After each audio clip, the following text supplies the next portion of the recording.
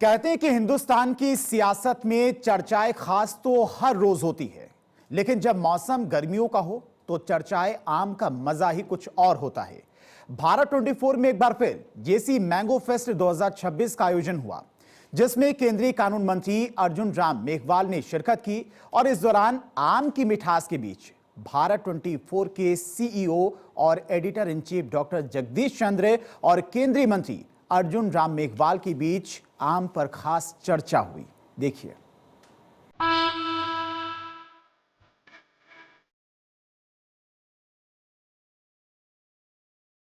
फलों के राजा आम के शौकीनों के लिए आज का दिन बेहद खास और ऐतिहासिक रहा।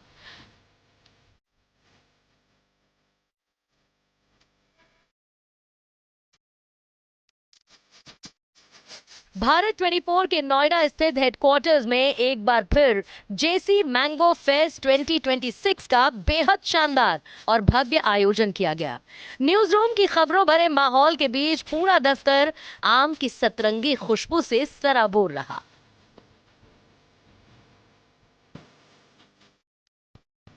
इस बेहद रसीले और खास मौके पर केंद्रीय कानून मंत्री अर्जुन राम मेघवाल ने मुख्य अतिथि के रूप में शिरकत की।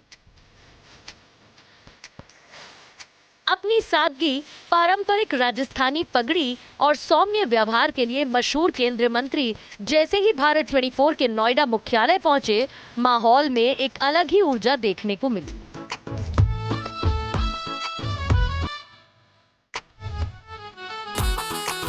तो सर, आज भारत 24 में आम महोत्सव है और पिछले साल भी आप आम महोत्सव के दौरान आए थे, तो डाउन द मेमोरी लेन कैसी यादें आज आपको आ रही हैं?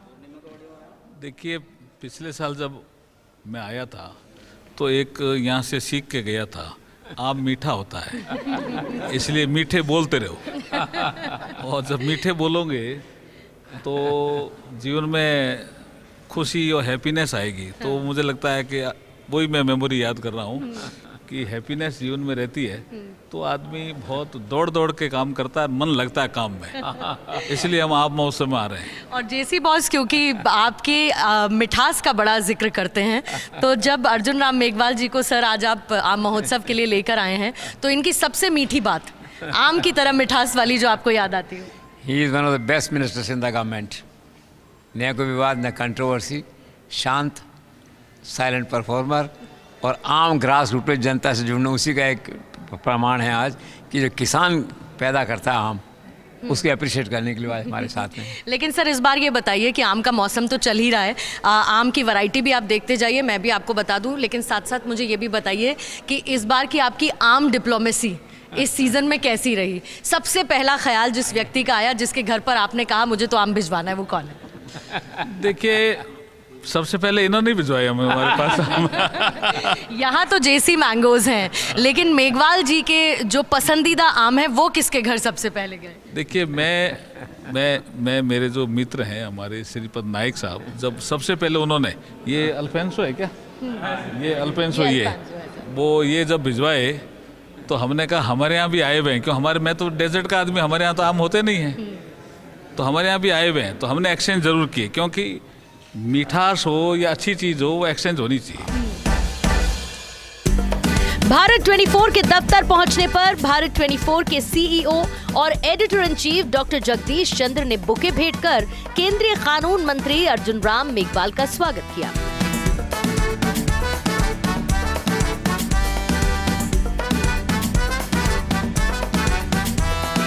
जेसी मैंगो फेस्ट 2026 महोत्सव के दौरान दफ्तर के परिसर में देश के कोने कोने से लाई गई आम की अनूठी और ऐतिहासिक किस्मों को प्रदर्शित किया गया।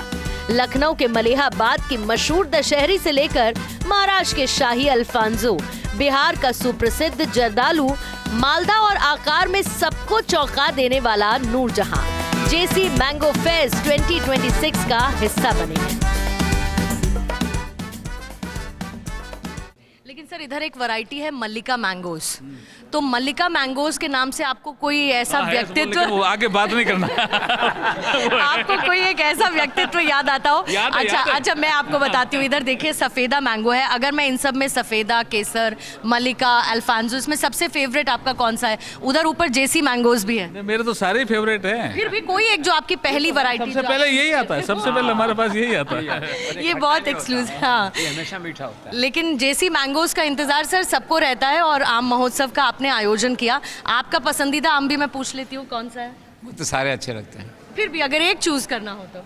मुश्किल है, किसको इनकार करूं, किसको यस करूं। सर क्या ऐसा राजनीति में होता है कि चुनाव करना बड़ा मुश्किल हो जाता है आम हाँ, की होता ही है, मुश्किल है। तरह? तो फिर कैसे चूज करते हैं? नहीं, चूज करने का तरीका होता ही है। वही तो डिप्लोमेसी है। जैसे अब आपने आम यहाँ रखे तो एक आप खिलाओगे ना चूज करके, वही तरीका हमारा है। मैं चाहती हूँ कि आप अपने मन से चूज करिए, आप कौन सा मैंगो चूज करना चाहते हैं। लंगड़ा है, लंगड़ा गोल्ड मैंगोज भी है, कलर में अंतर है। ये जो रंग का अंतर है, ये राजनीति में रंग के अंतर से आप कैसे कंपेयर करेंगे? देखिए, राजनीति से इसका कोई संबंध नहीं है जी। इसका संबंध संस्कृति से है।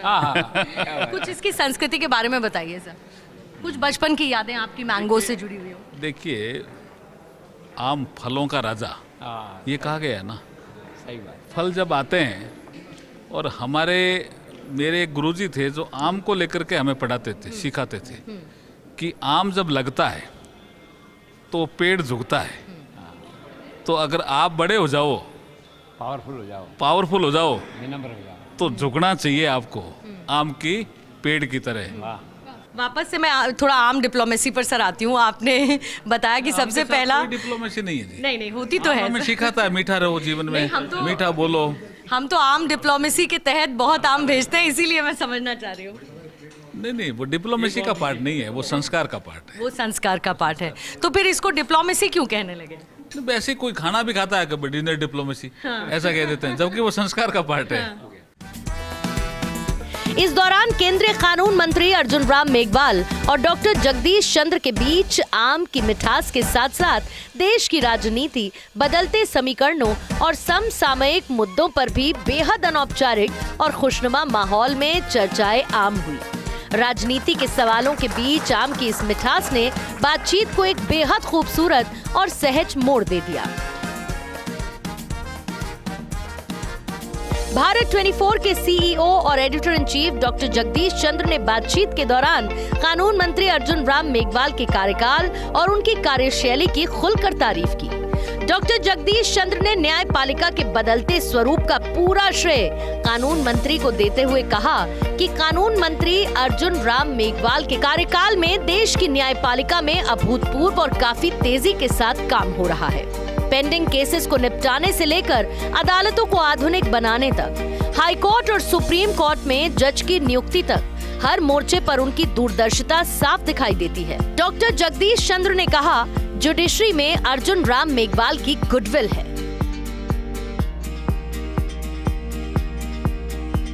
मैं हाई कोर्ट जाता हूँ जयपुर में, तो मिलना होता है सब लोगों से।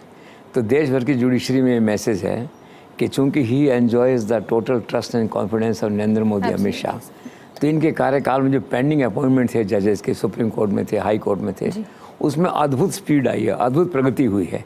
इस पर कुछ कहना चाहेंगे आप? हाँ, ये इस बात में दम है। हाई कोर्ट और सुप्रीम कोर्ट में पदों को भरने के लिए एक प्रक्रिया दी हुई है संविधान में, और उसके बाद एक कॉलेजियम सिस्टम आया। उसमें हाई कोर्ट में भी कॉलेजियम होता है, फिर हमारे पास प्रस्ताव आते हैं, फिर हम कुछ प्रक्रियाओं को पूरा करके फिर सुप्रीम कोर्ट भेजते हैं। सुप्रीम कोर्ट भी अपने उन नामों पे जांच करके हमारे पास भेजते हैं, फिर हम उसको अपॉइंटमेंट करने की प्रक्रिया में लग जाते हैं। तो ये थोड़ा गोपनीय प्रक्रिया रहती है, लेकिन हमने इसमें तेज़ी इसलिए लाए कि जजों की संख्या ठीक ठाक होनी चाहिए। हाई कोर्ट में भी पहली बार राजस्थान हाई कोर्ट में इतने जज नंबर बढ़े हैं, नियुक्त हुए हैं। ऐसे कई हाई कोर्ट हैं। सुप्रीम कोर्ट में भी शायद सुप्रीम कोर्ट में भी पहली बार इतने जो है जज, अब बढ़ोतरी भी की अभी हमने। तो ये जो बढ़ोतरी करना और फिर भरना प्रक्रियाओं को, ठीक है, थोड़ी कॉम्प्लेक्स प्रक्रिया है, समय लगता है, कंसल्टेशन प्रोसेस भी थोड़ा इसमें रहता है, लेकिन हमारे प्रधानमंत्री जी का ये मत रहता है कि इन पदों पे भर्ती जो है शीघ्रता से हो जाए तो बेटर है। इस काम को कोऑर्डिनेशन काम के नाते जाना जाता है, बहुत अच्छा। कोऑर्डिनेशन करना। तो कोऑर्डिनेशन की प्रक्रिया करने का काम हमें दिया, हम अच्छी तरह से निभाने तो का जैसे प्रयास आपकी करते हैं। डिलीवरी का जिक्र होता है, हाँ। शायद ये सारे काम भी एक डिलीवरी है कि कब से लंबित काम थे, और शायद नरेंद्र मोदी जी का भी के लिए भी डिलीवरी मैन उनको कहा जाता है। नहीं जैसे नहीं, आप सारे अक्सर- कोर्ट्स में जुडिशरी में वोट ऑफ एप्रिसिएशन आपके लिए है।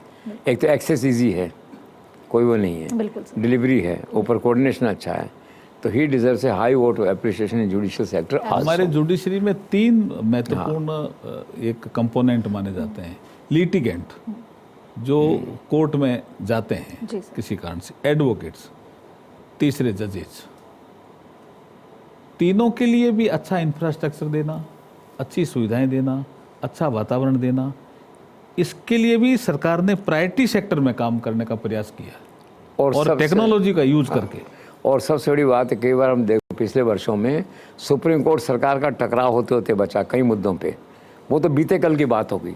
इतना अच्छा कोऑर्डिनेशन आपका। सर वो शायद आपके आने के बाद वो चीज़ बदल गई, उससे पहले था उस सुबह तक, और उस सुबह के बाद से शायद वो दोबारा सुनने को नहीं मिला, और इसीलिए सरकार को पता है कि कौन कैसे हैंडल कर सकता है उसके लिए। Perfect coordination between Perfect supreme court and law minister. कानून मंत्री अर्जुन राम मेघवाल ने डॉक्टर जगदीश चंद्र के साथ मिलकर इन अलग अलग किस्मों के आमों का बारीकी से दीदार किया। उन्होंने न सिर्फ आमों की खूबसूरती को सराहा, बल्कि उनके इतिहास और उनकी पैदावार को लेकर भी गहरी दिलचस्पी दिखाई। आम पर खास चर्चा के दौरान कानून मंत्री अर्जुन राम मेघवाल ने डॉक्टर जगदीश चंद्र की दिल खोल कर तारीफ की। उन्होंने एक पुराना किस्सा सुनाते हुए कहा कि उस समय ब्यूरोक्रेसी में एक ही नाम गूंजता था, डिलीवरी मतलब डॉक्टर जगदीश चंद्र। हमारे वरिष्ठ साथी रहे सर्विसेज में भी। आपने कहा ना क्या संबंध है, बीकानेर का संबंध इन्होंने बता ही दिया। जी। रायसेन नगर में इनका बचपन शायद रहा होगा, तो रायसेन नगर भी बीकानेर की कल्चर का ही पार्ट है। संभाग एक है, कल्चर का भी पार्ट है रायसेन नगर। हम भी रायसेन नगर बहुत जाते आते रहते हैं, एक तो वो संबंध है। फिर हम जब एक बार कहीं झुंझुनू में पोस्टेड थे तो हमें अच्छी तरह से याद है, आपने छेड़ दिया इसलिए बता देते हैं। बोला बसें कौन कर सकता है, तो वहाँ एक विषय आया कि कातिल साहब कर सकते हैं। तब हमने पहली बार नाम सुना रैली में। रैली में। आप शायद आरटीओ थे जयपुर में। तो इसका मतलब कौन आदमी क्या काम कर सकता है, ये तो छवि बनाना सर्विसेज में बहुत मुश्किल होता है, और उस छवि पे खरे उतरे हैं कई बार। सर कितनी खूबसूरत बात है सर्विसेज में कि सर इतने वरिष्ठ पद पे होने के बाद भी सर्विस में आपको बड़प्पन। सीनियर बता रहे हैं, ये बहुत सीनियर थे ही हमारे। संबंध है। बड़प्पन। लेकिन एक विषय आया कि भाई बसें कौन कर सकता है, तो आपका ही नाम लिया कि डिलीवरी कौन कर सकता है, ये डिलीवरी वाला विषय। बिल्कुल सर। और शायद हर खेमे में, हर कोने में जब हम जाते हैं तो ये सुनते हैं कि डिलीवरी चाहे चैनल में हो चाहे पहले सर्विसेज में हो, अगर कोई कर सकता है तो वो कातिल साहब है। हाँ ये कर सकते हैं, ये कर सकते हैं। डेयरी में ये जब थे तब उन्होंने कहा भी दूध की बिक्री बढ़ानी है, जी। तो कुछ लोगों की आदतें पड़ गई, नया साल आ रहा है, कुछ अलग तरह से पीने का करने का रिवाज बना होगा, जी। आपने दूध शुरू कर दिया जी, और दूध की बिक्री बढ़ गई। छाछ की, दूध की जो है। और सर एक गिलास दूध जरूर पिलाइए। बिल्कुल सर। ये कितना बड़ा एक विषय, अब चेंज हो गया जी। हाँ, एक गिलास। अभी सुषमा अरोड़ा थी वहाँ, उन्होंने बहुत अच्छा काम किया। नहीं सर, डेयरी में। उस समय की बात मुझे याद है, मैं तब वहीं जयपुर की हूँ, पढ़ती थी वहाँ पे, तो उस कैंपेन का इतना घर घर में असर था कि माएं बच्चों को पकड़ के एक गिलास दूध पिलाती थी मैडम ने उस फोटो के कैंपेन साथ। से। आपको असर पता है ना? बिल्कुल सर, मैंने पिया उसकी डांट खा के। और वसुंधरा राजे जी ने भी कई बार इसका जिक्र किया कि उस यूथ समय ने कोका कोला पेप्सी छोड़ के छाछ में Yes, लगे, छाछ सरस और की दूध छाछ, सरस की छाछ जिसे कहते हैं। जेसी मैंगो फेस्ट 2026 महोत्सव में AU cooperation advisory and legal services के फाउंडर अक्षत खेतान भी शामिल हुए। जेसी मैंगो फेस्ट में आके मैं अपने आप को बहुत ही सौभाग्यशाली महसूस करता हूँ, क्योंकि ये आम जिस प्रकार से फलों का राजा है, उसी प्रकार से ये फेस्टिवल भी यहाँ आपने बहुत ही भव्य और शानदार रूप में मनाया है। आम की प्रजातियों में चुनाव करना उतना ही कठिन है जितना हमें देश में चुनाव कराना है। अखंडता में एकता जो भारत में देखी गई है, आम उसका भी एक बहुत बड़ा उदाहरण है। और आज हम खुद यहाँ देख रहे हैं कि कम से कम भी 22 प्रकार की प्रजातियाँ और सबका अनोखा स्वाद, उसका हमने जो अनुभव किया है, ये अपने आप में बहुत ही सौभाग्यशाली अनुभव है।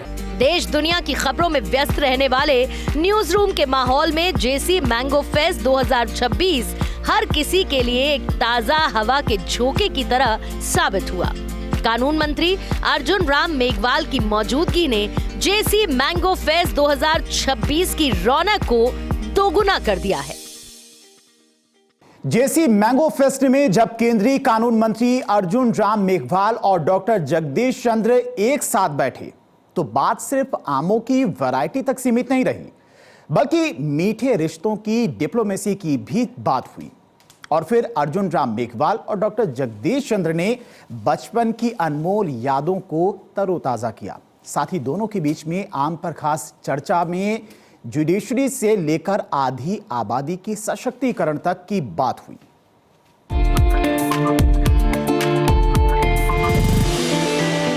आज हमारे साथ स्टूडियो में भारत सरकार के मंत्री अर्जुन राम मेघवाल साहब मौजूद हैं और साथ में हमारे साथ भारत 24 के सीईओ और एडिटर इन चीफ, साथ में फर्स्ट इंडिया के सीएमडी और editor in chief J C sir भी मौजूद हैं। आप दोनों का भारत 24 के स्टूडियो में बहुत बहुत स्वागत है सर। Thank you. सर, वो आम का मौसम जाने वाला है, तो हमने सोचा कि आज भारत 24 के ऑफिस में मैंगो फेस्टिवल मनाया जाए और इसका उत्साह, क्योंकि अब मौसम है तो आम का मौसम तो जा रहा है सर, लेकिन वो जो मॉनसून सेशन आ रहा है सर, तो हर आम आदमी खास हो जाता है, क्योंकि लोकतंत्र अगर होता है तो हर आम आदमी खास होता है।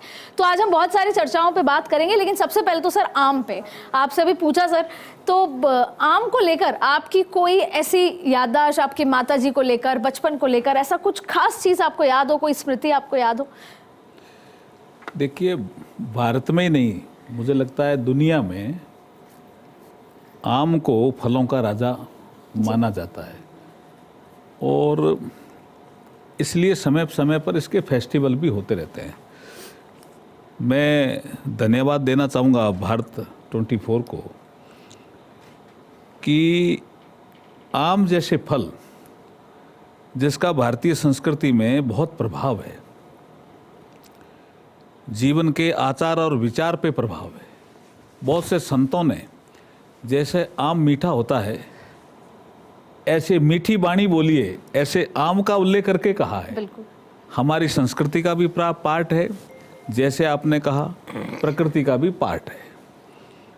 और अभी बीच में आप जिक्र भी कर रहे थे कि मैंगो डिप्लोमेसी जी, राजनीति संभावनाओं का खेल होता है, इसलिए डिप्लोमेसी सब जोड़ दी होगी। कोई आदमी डिनर देता है तो कहते हैं डिनर डिप्लोमेसी हो रही है। तो मैंगो फेस्टिवल में भी कुछ लोग जोड़ देते हैं कि क्या मैंगो फेस्टिवल से भी कोई डिप्लोमेसी हो रही है क्या। मैं सिर्फ इतना ही बताना चाहता हूं कि राजनीति हमेशा संभावनाओं का खेल होता है, ये अटल जी ने कहा है। बिल्कुल। सर, अभी जो प्रधानमंत्री नरेंद्र मोदी मन की बात करते हैं, उसमें एक बहुत खास बात उन्होंने कही जो मुझे लगता है कि सबको बार बार ये सुननी चाहिए। उन्होंने आम का जिक्र किया तो चर्चा हुई, आम की बिक्री बढ़ती। जब भी किसी चीज़ की, खासतौर पर नरेंद्र मोदी जब चर्चा कर देते हैं तो उसका क्रेज और डबल हो जाता है। लेकिन जब उन्होंने आम पर मन की बात कही तो उन्होंने कहा कि आम के जो किसान हैं वो सिर्फ कृषि उत्पाद के लिए नहीं है, वो देश की अर्थव्यवस्था में दुगना चौगना चांद लगा सकते हैं। तो सर, जो हम पूरी दुनिया में, जैसे एक तो डिप्लोमेसी का जिक्र किया आपने, बांग्लादेश से आम आए, पाकिस्तान से हमारे आम आए, कैसे भी संबंध हो, आम ने उन्हें संबंधों को ठीक करा। तो सर, प्रधानमंत्री मोदी की कही हुई ये बात कि अर्थव्यवस्था में आम का योगदान है, वो कैसे देखते हैं? देखिए, उन्होंने जिक्र करते हुए कहा था कि भारत का कोई ऐसा क्षेत्र नहीं है जी, जहां आम का उत्पादन नहीं होता है और आम की अच्छी वैरायटी, एब्सोल्युटली, और हर उस लोकेलिटी में रहने वाला सोचता है कि मेरी आम की वैरायटी का बहुत महत्व है। इसलिए आम जब भी किसी के घर जाता है तो वातावरण एकदम सुखद वातावरण कर देता है। आम की अगर कहीं भी टोकरी आती है या कोई सह सामान भेंट करता है तो उस जगह का वातावरण पॉजिटिव हो जाता है। इस आम में खासियत है, पॉजिटिविटी फैलाने की भी इसमें ताकत है। अगर आम की जो संस्कृति हमारी है उसके तहत अगर हम आम को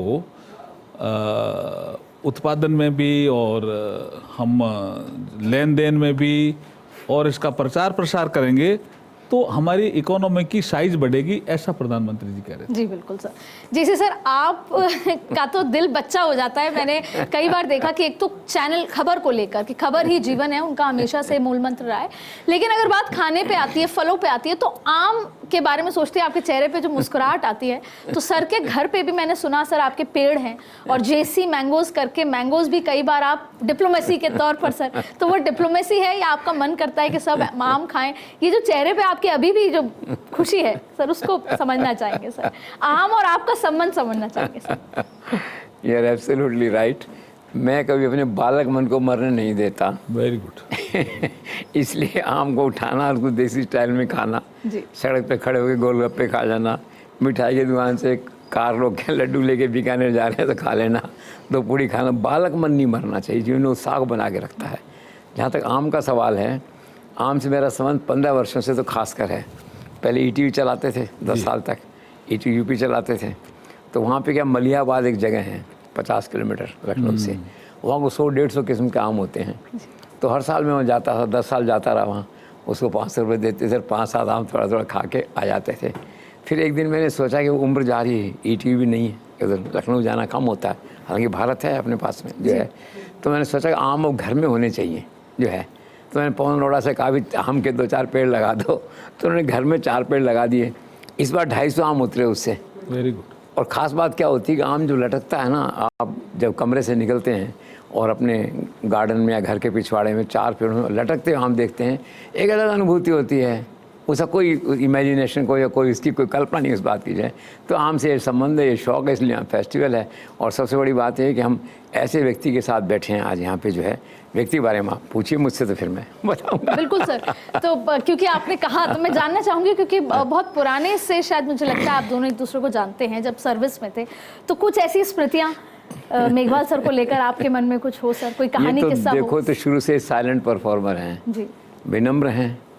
मैंने इनके जीवन में आज तक कोई विवाद नहीं देखा, ऊंचे स्वर में बोलते हुए नहीं देखा, गुस्सा करते हुए नहीं देखा, सेवा में भी नहीं देखा और राजनीति में नहीं देखा।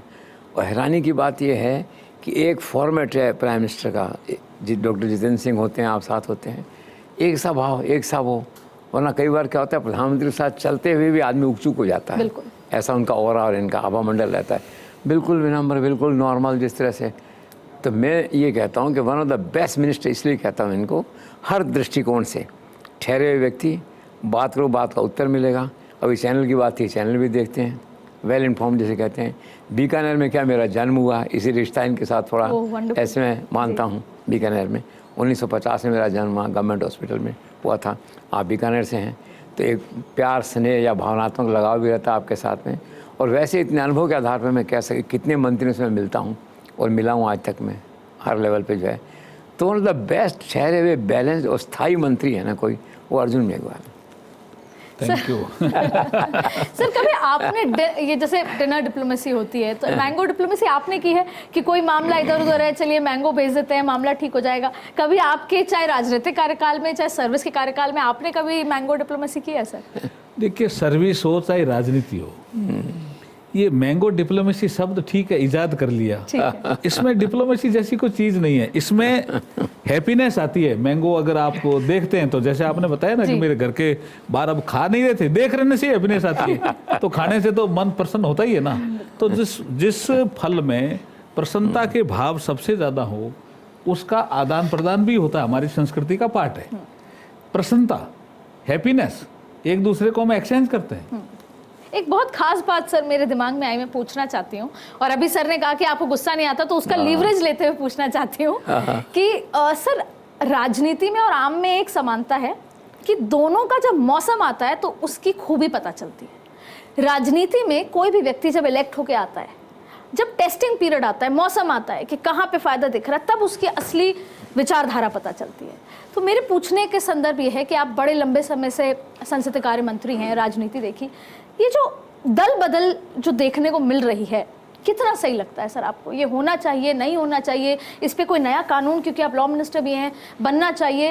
ये जो आंकड़ों का खेल है, इसको कैसे देखते हैं? देखिए, एक जमाना था जब हमारे संविधान निर्माता संविधान बना रहे थे तब इस पे इस तरह की कल्पना नहीं की गई थी, ना ऐसा सोच आया था।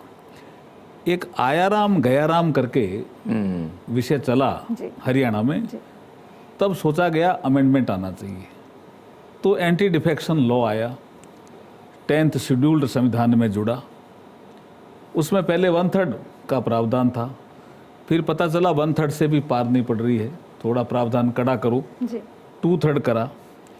अब 2/3 आदमी अगर किसी दल के कहते हैं कि हम असली दल हैं, तो हम इसको दबा तो नहीं सकते ना। 2/3 आदमी संख्या बड़ी है ना। राइट। अब रहा बात, आपने एंटी डिफेक्शन बिल में क्या संशोधन होना चाहिए, इस पे बहुत से आर्टिकल आए हैं। अभी पिछले विगत 15 दिनों में काफ़ी ज़्यादा आए हैं।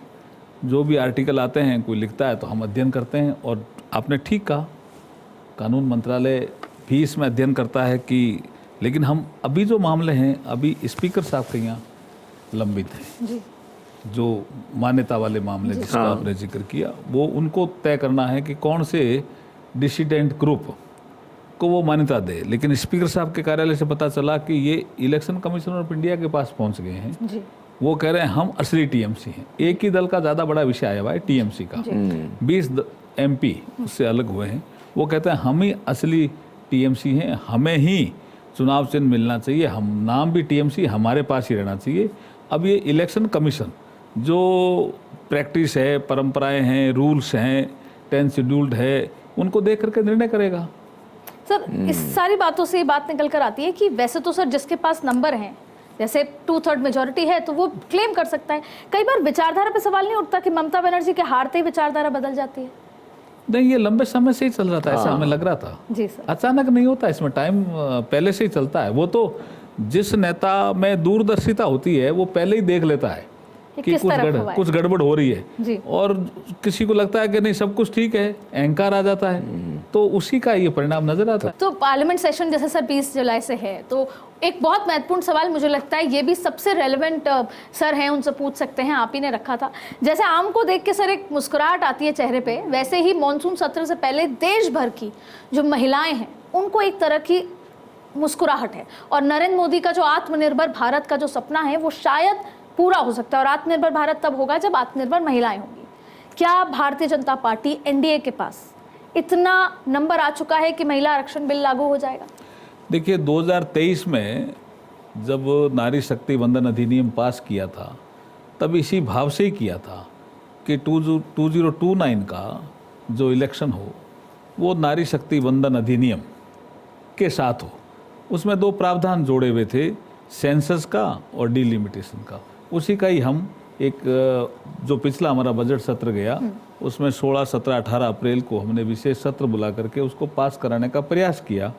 अपोजिशन ने विरोध किया। अब हो सकता है उनके समझ में आया होगा कि ये विरोध करना ठीक नहीं रहा होगा, क्योंकि आधी आबादी नारी शक्ति को रिप्रेजेंट करती है, और अगर हम 10%, 11% महिलाओं का रिप्रेजेंटेशन ही है लोकसभा में, इसको कैसे बढ़ाएंगे? कोई तरीका तो निकालना पड़ेगा। इसलिए ये 33% लोकसभा में और राज्यों की विधानसभाओं में प्रतिनिधित्व हो महिलाओं को, इसके लिए नरेंद्र मोदी जी ने प्रयास करके ये बिल बनाया। आपने कहा कि मानसून सत्र में क्या उनको हक मिलेगा? क्या हक मिलेगा? तो हम तो बिल तो पास किया वही है, उसको लागू करने के तरीके के लिए ही वो अप्रैल में अमेंडमेंट लेकर के आए थे जी। तो हम तो उस एजेंडे पे ही हैं। मतलब विपक्ष को आम खट्टे लग रहे हैं सर, वो कह रहे हैं कि ये जुगाड़े हुए नंबर है। नहीं, ऐसा कुछ नहीं है जी, विपक्ष को भी पता है। विपक्ष को जब हम बात कर रहे थे ना पहले जी बजट सत्र में भी, कांग्रेस को छोड़ करके किसी ने भी ऐसा विरोध किया ही नहीं। कांग्रेस ने कहा 29 अप्रैल के बाद सत्र बुलाओ, उन्होंने विरोध नहीं किया है। लेकिन बाद में उन्होंने कहा भाई नरेंद्र मोदी जी लेके आ रहे हैं, उनकी पॉपुलैरिटी बढ़ जाएगी, ऐसा एक भाव कुछ सांसदों में, नहीं कांग्रेस के सांसदों में आया। डीएमके ने अपना स्टैंड थोड़ा बदला। सपा ने पहले कहा हम पास करेंगे, फिर कहा मुस्लिम महिलाओं को आप रिप्रेजेंटेशन देते हो क्या, अपना स्टैंड बदला। टीएमसी ने कहा पहले संगठन में दो, और डीएमके ने कहा कि साउथ को नुकसान हो जाएगा। जब अमित शाह जी खड़े होकर के बोल रहे थे तब उन्होंने कहा भाई आप कैसे कह रहे हो साउथ को नुकसान हो जाएंगे, ये आंकड़े रहे। तो उन्होंने कहा इसको आप बिल में ले आओ। बोला आधे घंटे एडजन करो, हम बिल में ही लेकर के आ जाते हैं। तो कांग्रेस ने कहा कि नहीं डीलिमिटेशन भी अलग करो, बोला नहीं ये नहीं होगा, डीलिमिटेशन उसका पार्ट है। तो हम तो प्रयास में उस समय भी थे और आगे भी प्रयास में रहेंगे। तो जैसे सर की बात से तो ये बात समझ आई कि इस बार महिला बिल भी पास हो रहा है, डीलिमिटेशन भी, और डीएम के सॉफ्ट है, और सपा की तरफ से भी समर्थन या वॉकआउट मिल सकता है। मुझे आपकी बात से सर ये समझ में आया। एक मैं इस विषय से हट के दूसरी बात कह रहा हूँ। मैं हाई कोर्ट जाता हूँ जयपुर में, तो मिलना होता है सब लोगों से। तो देश भर की जुडिशरी में ये मैसेज है कि चूंकि he enjoys the total trust and confidence of Narendra Modi, Amit Shah, तो इनके कार्यकाल में जो पेंडिंग अपॉइंटमेंट थे जजेस के, सुप्रीम कोर्ट में थे, हाई कोर्ट में थे, उसमें अद्भुत स्पीड आई है, अद्भुत प्रगति हुई है। इस पे कुछ कहना चाहेंगे आप? हाँ, ये इस बात में दम है।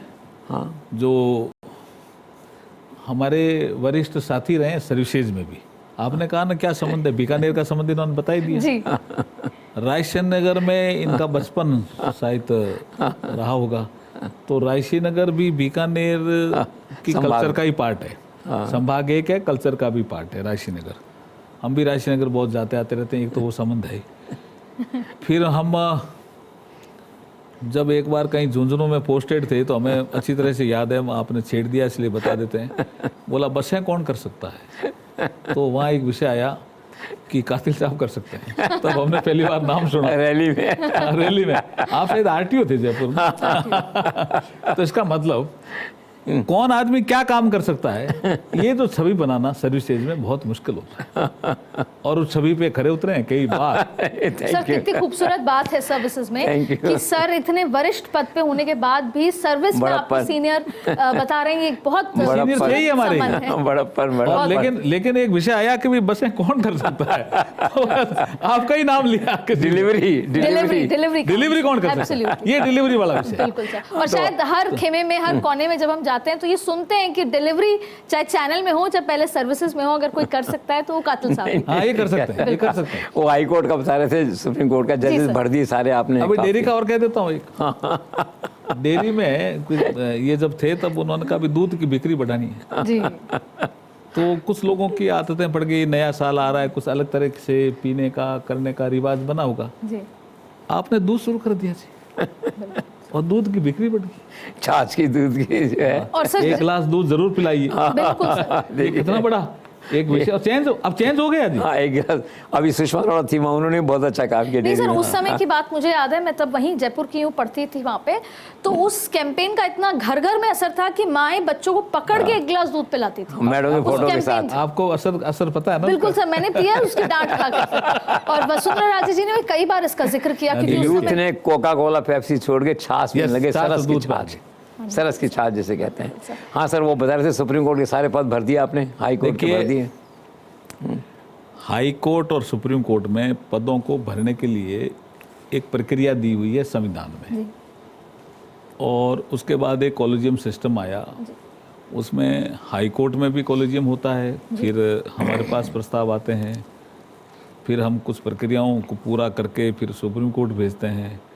सुप्रीम कोर्ट भी अपने उन नामों पे जांच करके हमारे पास भेजते हैं, फिर हम उसको अपॉइंटमेंट करने की प्रक्रिया में लग जाते हैं। तो ये थोड़ा गोपनीय प्रक्रिया रहती है, लेकिन हमने इसमें तेज़ी इसलिए लाए कि जजों की संख्या ठीक ठाक होनी चाहिए। हाई कोर्ट में भी पहली बार राजस्थान हाई कोर्ट में इतने जज नंबर बढ़े हैं, नियुक्त हुए हैं।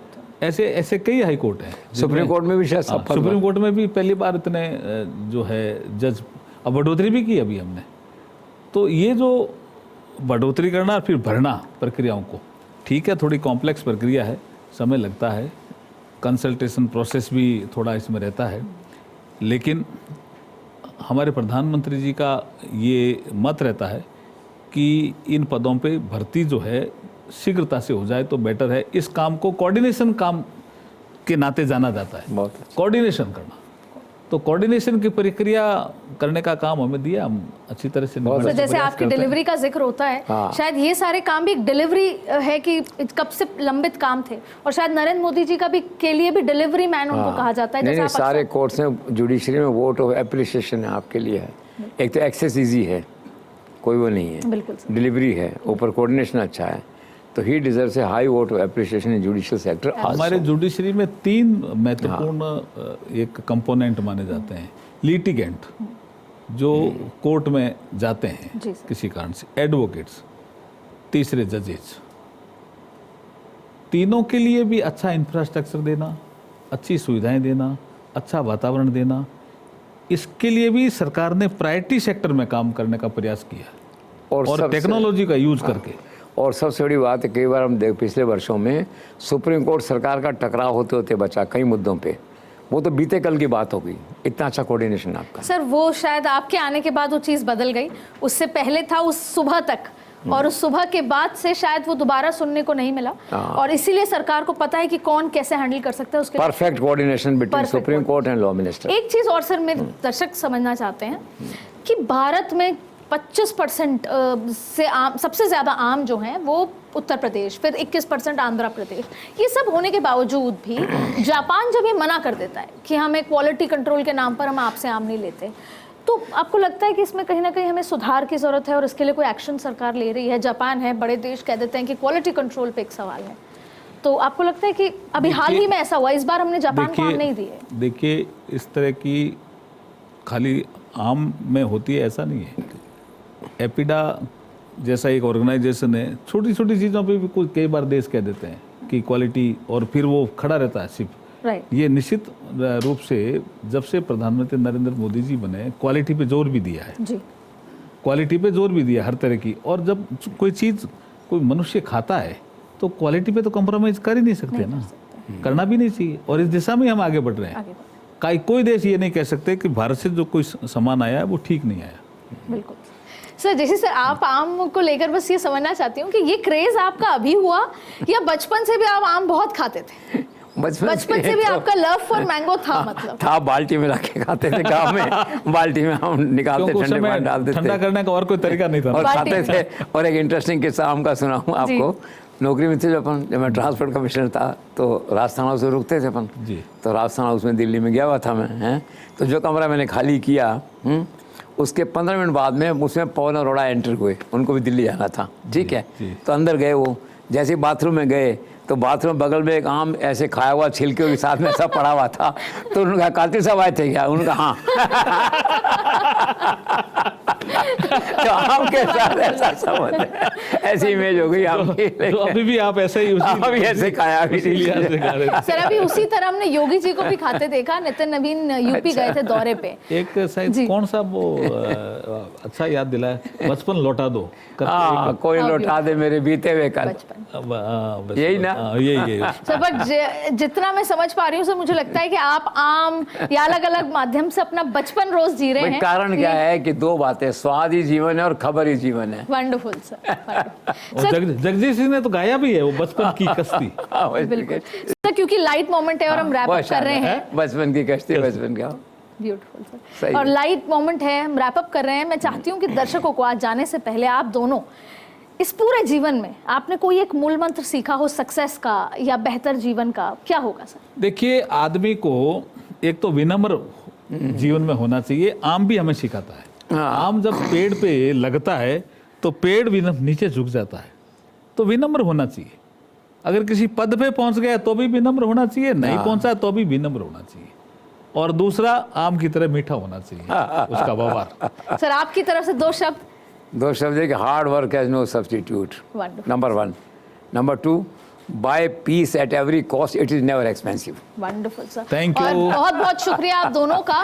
और शायद ये जो गोल्डन शब्द आज हम लेकर वापस जा रहे हैं, अगर उसे जीवन में अपनाएं तो हम भी जीवन में बहुत कुछ आगे कर सकते हैं। सर, आप दोनों का बहुत बहुत शुक्रिया जुड़ने के लिए। और सर, बस जाते जाते मेरे बीकानेर के दर्शकों के लिए, आम के बाद भुजिया खाने का मन जरूर आपका कर रहा होगा सर। निश्चित रूप से कर रहा है। Thank you sir, thank you.